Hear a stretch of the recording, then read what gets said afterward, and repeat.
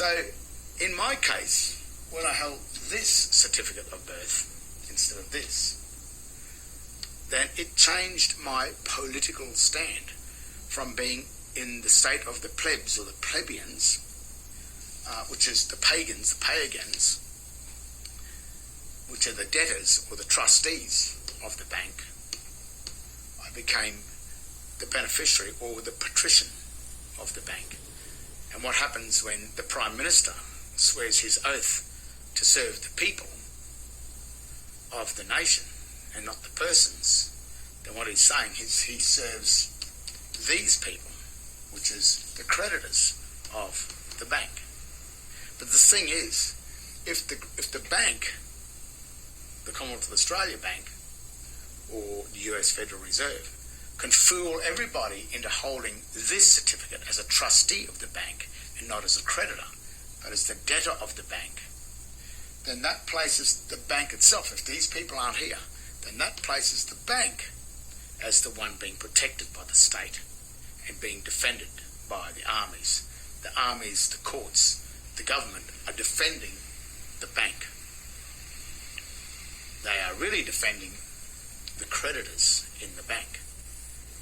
But to be the creditor, you must know how to get the certificate, the certification, the proof, the evidence that you are the creditor and not the debtor. Now, when you are in a court and the magistrate sings out, is John Henry Doe in the courtroom, he sings that name out because that's not your name. That's his name. And what he's waiting for is someone to walk in and claim his name, to believe that it's your name. And of course, those people believe their name is John Henry Doe instead of just John Henry, which is the only evidence. There's no evidence of you being John Henry Doe. But on the certificate of birth, strangely enough, the full name, John Henry Doe, or in this case, William Vaughan Izard, does exist in the margin of the certificate of birth. But what it says here that my full name, dead, which is a cross, dead Christian name of child, is Romilly Stewart.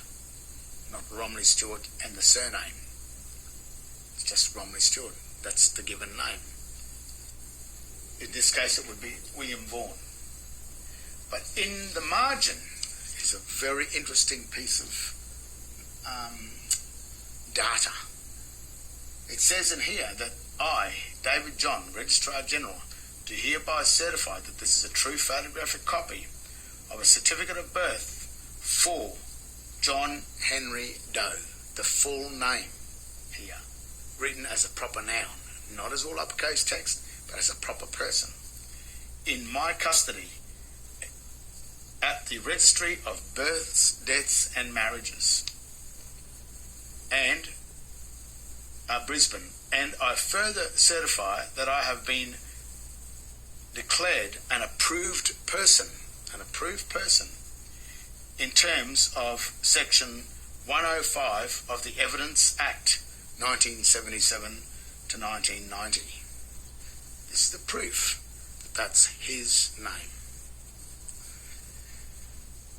Now, when you claim his name, we may be able to use that name as the creditor. But when the magistrate sings out your name is John Henry Doe in there, he sings out his name, he's singing out this name because he owns it and he needs someone to act as the debtor. Because if you don't walk in and claim that name, then the magistrate has got to pay the debts because he owns John Henry Doe. It's a really dirty trick.